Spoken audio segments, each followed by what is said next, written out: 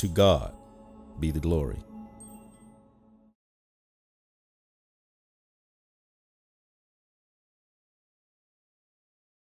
Welcome back to class number 12, and we're going to be also in lesson number 12 on page 69 in our textbooks, Menahem Mansour's Biblical Hebrew.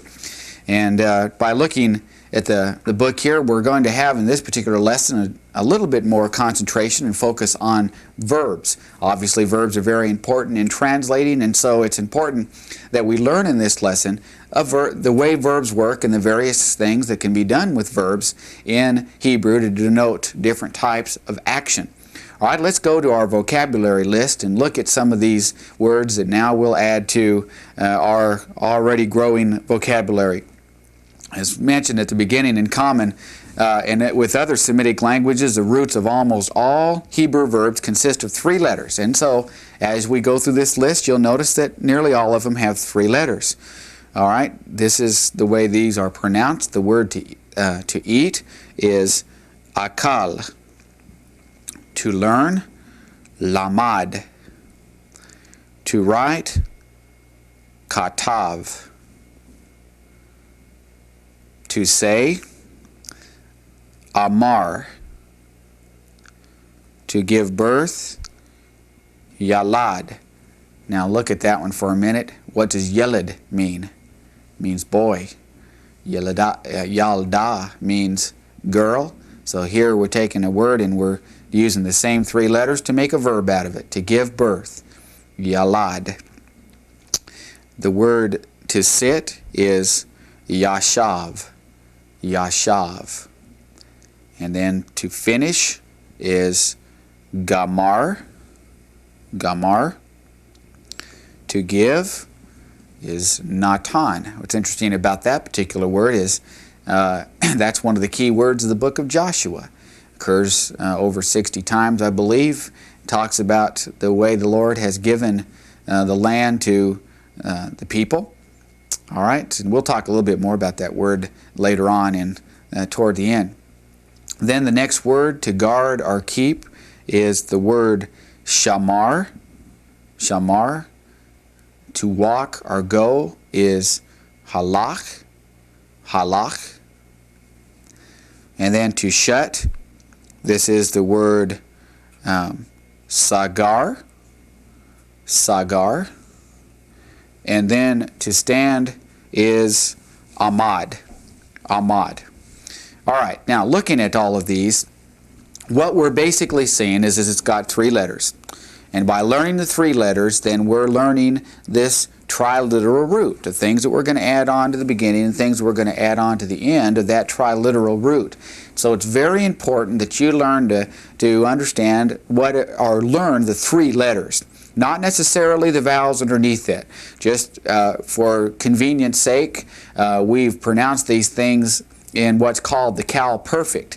And that is basically the action of the man. For example, the word to sit, yashav, he sat, is basically how that would be translated. But with just eliminating the vowels altogether and not worrying about that, we're basically talking about the action of sitting, to sit. Now, the cowl, which is Q-A-L, it's written there on the book, is known as the cowl. And the word cowl, which is kof with a patak lamed, it means light or easy or simple. In this particular lesson, we're just going to focus on the cowl form only. And the verbs given in the vocabulary above are all of this particular cowl pattern. Now, let's talk a little bit about Hebrew tenses. Strictly speaking, biblical or classical Hebrew has no tense similar to those in English, French, or German, where they're basically the action is one of 2 things. It is either viewed as complete or incomplete. You've either done what you were doing, or you haven't done it. You haven't finished it. And so it's either completely finished or it's not finished at all. So most scholars prefer to call it a completed action, a perfect action. Since it's been finished, it's perfect. And then when it's an incompleted action, then it's imperfect. So at this point, our course is imperfect because we haven't finished yet, but we're getting more and more close to perfect all along. The perfect tense in Hebrew is expresses a completed action. Thus, the book gives us as an example the word lamati means I studied, I have studied, I had studied, I have been studying, or I did study. Now notice all of those that all can be expressed with the same perfect tense in Hebrew. Notice those again. I studied, I have studied, I had studied, I had been studying, or I did study. Now what's unique about all those? Well, every single one of them express completed action. Whatever you did, you're done doing now. All right, the imperfect tense expresses incomplete action. All right, we'll take the verb to shut as an example. It is esgor. I can be I shall shut. I shall be shutting. And for the time being, we just translate this as an imperfect or a simple future. And until we get into some more detailed things, that basically does take the future tense in Hebrew. All right, we talk about the active participle of the kal verb. So here on page 70, looking at number 3, where it says, let us consider the following active participles before we study one of the chief ways of expressing present action. All right, now let's go to the board here and see exactly what's happening here. All right, we have the word eat has those 3 letters, akal. But when we want to say the idea of eating, you're in the process of doing something, then what they do is they add an O right there in the middle, and then they add a sere right behind it. So 2 things are being added to these verbs. You still have your triliteral root. All right, what are the 3 letters of the word eat? The aleph, the kaf, and the lamed. 1, 2, 3, that's our triliteral root. And so to express the idea of eating, then we add 2 things to it, and that's what's happening when we're talking about active participles. All right, let's use yet another example. The word learn is the word lamad. All right, if we want to express the idea of learning, what do? We add that O, and then followed by a sere, lomed. Lomed is how that would be. All right, so what's the difference between that, he learned, to this, lomed, learning? You're learning here. All right, one more example. There are several that are given there in your book. We'll try to explain these enough where you get a good handle on it. We have the word writing is the word katav. We want to make this the idea of writing. We add the holum, and we have the sere kotev right there, and that expresses the idea of writing. Now, there is something that you need to remember, and that is that sometimes there are 2 different ways that we can write a holum. And you'll remember that this is true, that a holum could be written either like this, or it could just be a dot. So you might see that for expressing this particular action, and this is the way I kind of prefer, because it's a whole lot easier than putting the vav in there. But nevertheless, it does occur both ways, like up here, or you'll have it like this, but it's still an O, a holum, a long O, either way. All right, so just for your information, you can see that sometimes it works both ways. So these Hebrew words right here are active participles. That's what we're looking at. And they correspond to the present English participles that end in ing. whatever person is fishing or giving or going or walking or standing or whatever the case may be. It all has to do with this ing. And this is done by two things. One, adding the holum after the first letter, and then the sere,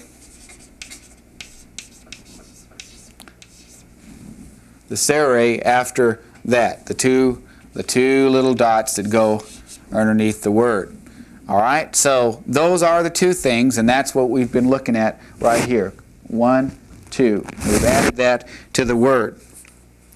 All right, the accent when this is done is on the last syllable, and so this is kotev, and this one up here we were looking at earlier, this is okel, and so that's where the accent is. Now let's go over to this side of the board, talk about how the participles agree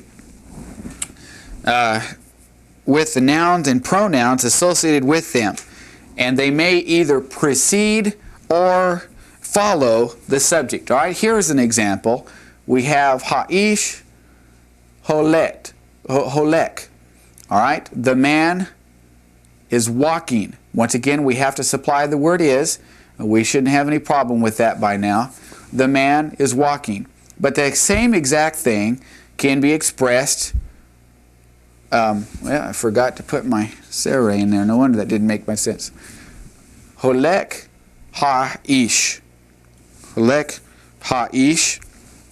And that could be written like that. How would you translate that? Walking is the man. The man is walking. So both of these, it doesn't make any difference which order you have them in this case. Both of these mean exactly the same thing. All right, let's go to yet another example. Right here, we have the son is riding. Riding is the son. Both of these would be expressed and translated the same way. The son is riding. Riding is the son. And so the participles agree with the nouns and pronouns associated with them, and they may precede them or they follow the subject. And that's what we're looking at. All right. Now, on the top of page 71, we'll go back to the chart over here and look at this. It says the following are the principal parts of the active participles of the cal verb. All right. We'll show this on the screen here.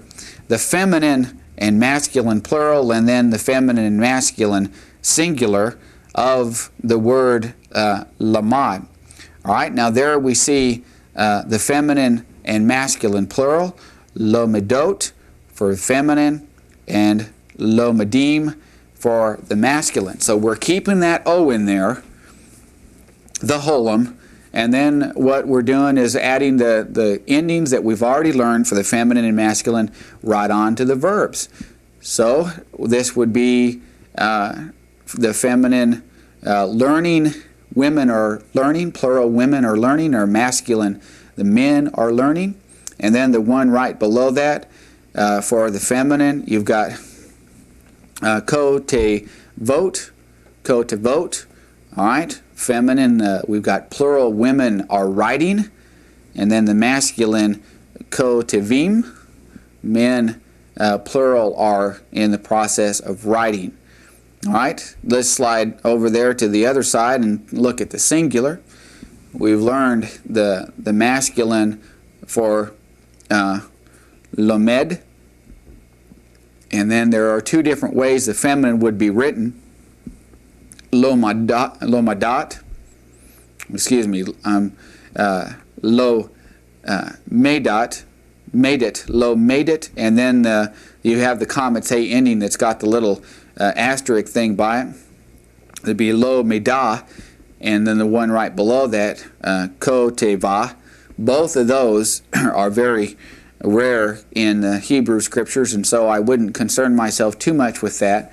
And it's the one in the middle that you need to be focusing on, because that's the one that occurs most often. But you still have your tav ending there, And so you know that that's feminine, and it's feminine singular, just like the comets hey would be feminine singular. So lo medet for the word learning. So here you have a woman who is learning. And then you have right below that ko tevet. That's also a woman that is writing, ko tevet. All right, now let's go to our biblical word list number 2, right below that. Verbs occurring 500 to 5,000 times. Once again, as we had 4 or 5 words in our last lesson, these are also words that you need to be very comfortable with. The word to eat, akal, occurs a number of times. A lot of eating going on in the Bible, I guess, huh? And then to say, amar, a lot of people talking and saying things. The word to come is bo. Bo. All right, and then to speak is diber. Diber, to speak. And then to be, haya. Haya. And that is also can be understood as he was, and it can be translated a number of other ways, but we'll understand it to mean to be at this point. All right, some study hints that have to go along with this particular lesson that are important to learn. First of all, the term classical Hebrew. I'm not sure whether we've made that perfectly clear up to this point. Hopefully we have, but the term classical, such as we were mentioning Weingren's grammar, which is called a practical grammar for classical Hebrew. Classical is just another term for biblical. And Hebrew as distinct from post-biblical or modern Hebrew. And classical Hebrew tenses are designated either as perfect or imperfect. You've either finished it, you've completed the action, or you have yet to complete the action. Whereas in modern Hebrew, they just call it past and future. And that's pretty much the way that we look at things in English too. We don't normally call something perfect or imperfect. Also, another study hint, this is one of the most is what we have learned about the perfect and imperfect is one of the most important lessons so far. It is of utmost importance that you learn the root of each Hebrew verb that you study. Master thoroughly the triliteral root, the 3 letters. Master that. All other verbs and nouns associated by meaning with the verb will also contain this root. Note, for example, as we've already mentioned, the root yod, lamed, kaf, or daleth. In the cowl, it means to bear or to bring forth. But when we make a segolet of it, yeled, it means boy. Yalda means girl. Toledot means generation. Moledet means kindred, and Yaldut means childhood or youth. So here we have the 3 letters, the Yod, the Lamed, the Dalet, and it has 1, 2, 3, 4, 5, 6 possibilities. So you've learned 1 root, and you know all of a sudden 6 words. How easier can it be than that? And so what a tremendous thing that is, in being able to have all of that worked out, and you're able to see the various things that the triliteral root can do. But if you don't know the triliteral root, then you're going to be really confused on what's added before it and what's after it. You're not going to know what any of those things mean, and as a result, the whole thing becomes very confusing. You learn these roots, you learn those 3 letters, and then you're ready to proceed from there.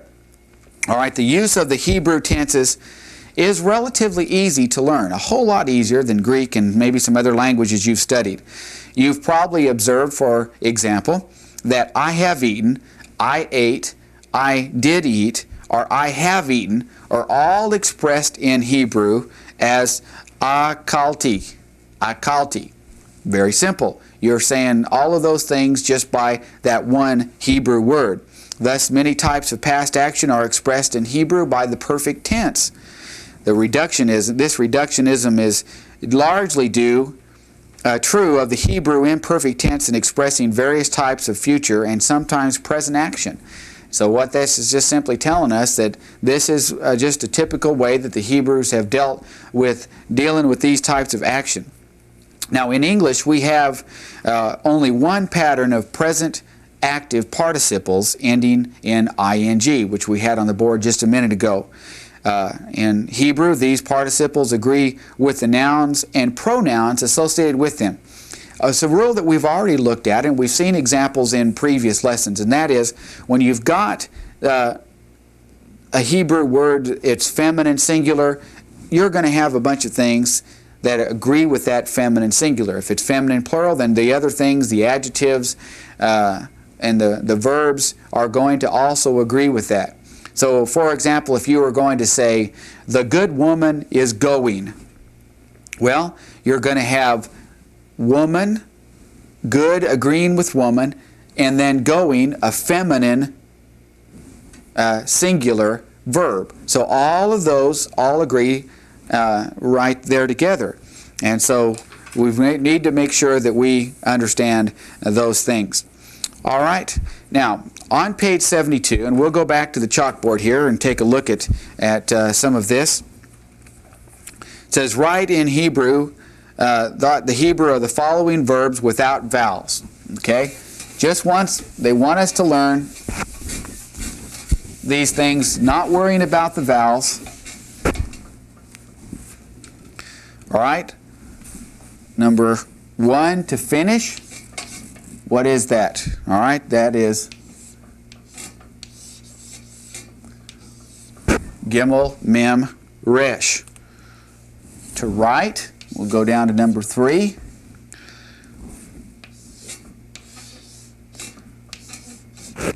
Kaf, Tav, Bet.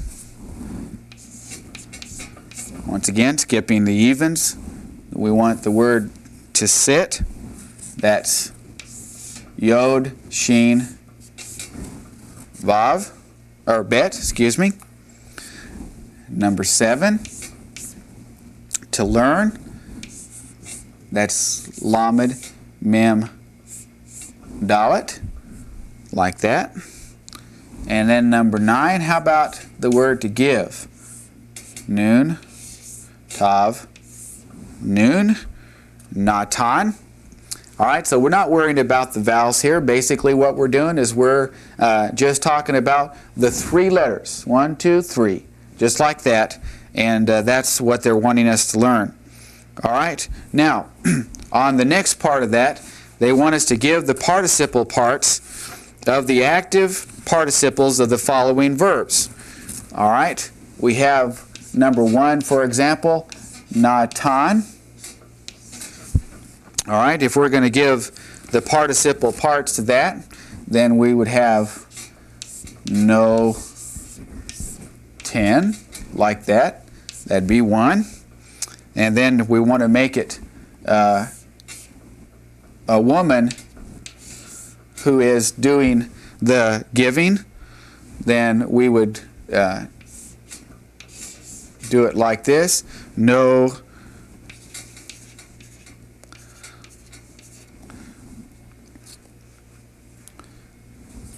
te net, like that.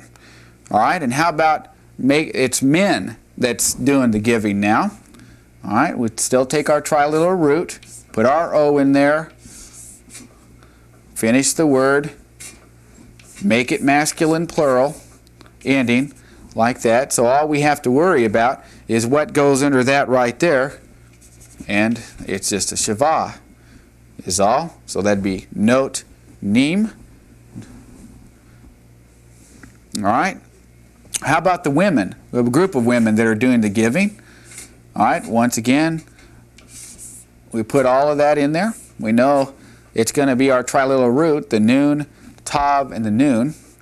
Then we add the feminine plural ending onto that, which will be just like that. And once again, that's going to take a Shavah underneath it, just like that. All right. Let's take another example of this same thing. Give you plenty of practice on what we're talking about here.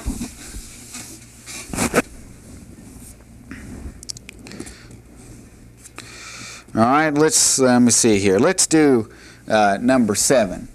Just drop way down here since we're not going to be doing all of these. We got our verb halak, which means to walk. All right. Let's say it's going to be men that are doing the walking. So that would be holek, like that, right?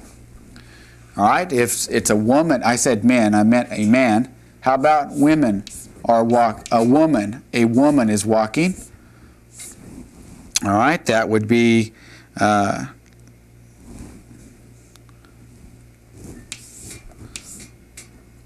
like that. Let's see, make sure we get this right here, and that would have segals underneath it like that. Holeket. All right, so this is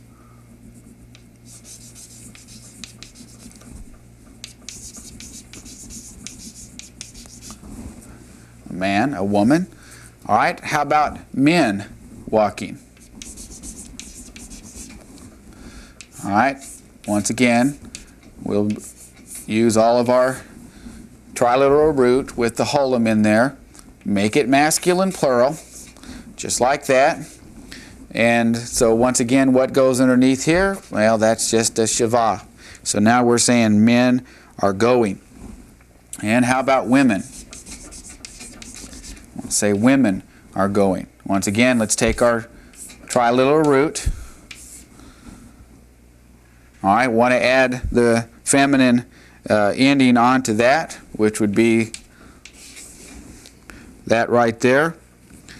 All right, and so all that we need to worry about here is what goes underneath the lamed, and once again, that is a shava, and so that's all that we need to worry about there. All right, so what we've looked at: man, woman, the action of going.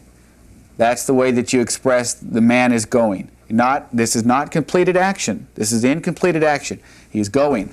The woman is going. Men are going. Women are going. And that's what we're trying to say with all of that. All right, looking at your books now, let's go back and answer some of the things that we have, the translation. Letter number C says, read aloud and translate the following into English. So let's work on that together. And we not put this on the screen, just listen to it. Look at your book if you have the book in front of you. And on page 72, letter C, number 1.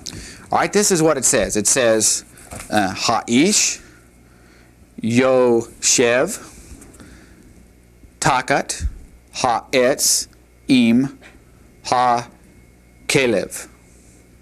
All right, let's translate that. The man is sitting, or sits, under the tree with the dog. All right, if you've translated it that way, then you got it correctly. All right, you may want to pause the tape just for a minute and work on number 3. All right, let's pronounce number 3 together. Holeket, Ha'isha, mean Habayit, El Ha-Sadeh. All right, the translation of that: the woman walks, or is walking, from the house to the field. All right, number 5. You got Ha-Mish Facha, Koleket, mean Ha-Sha'ar, Ha-Sha'ar, El Ha-Bayit. All right, the translation of that: the family is walking from the gate to the house. All right. Then in lesson number D, you have some other examples of some things that which roots of the vocabulary of this lesson are following words closely associated. And you can look in that with some examples. Once again, let's go to the board and we'll give you some examples of what we're talking about here.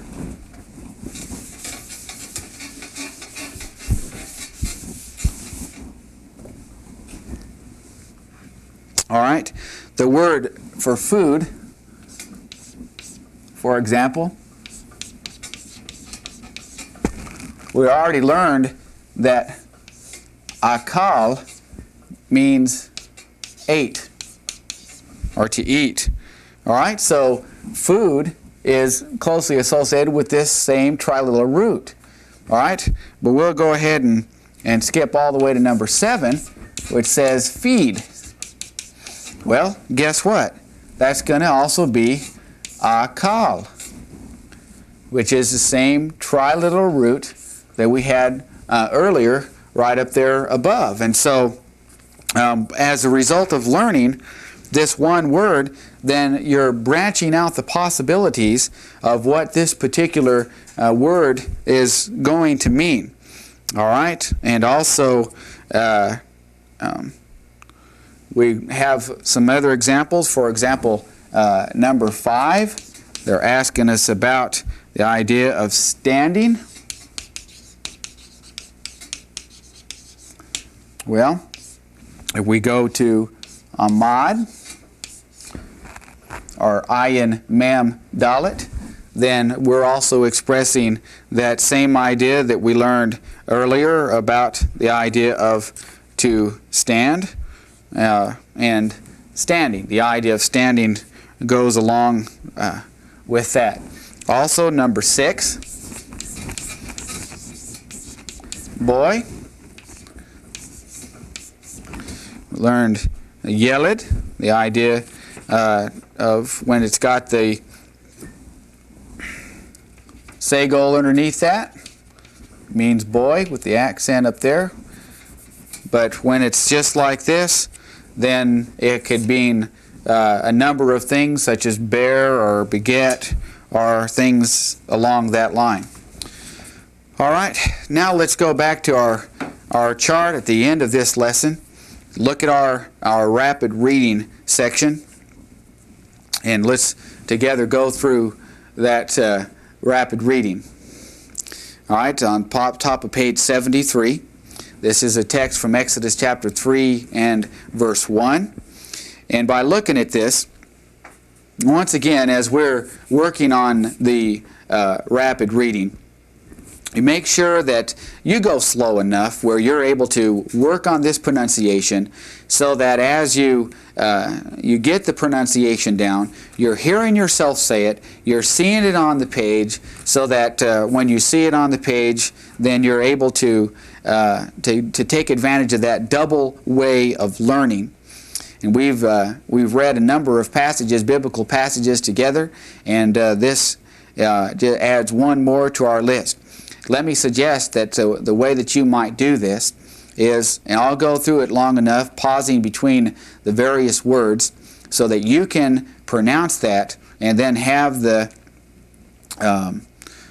pronunciation right there. You can say it yourself and see whether the pronunciation aligns itself with what you hear.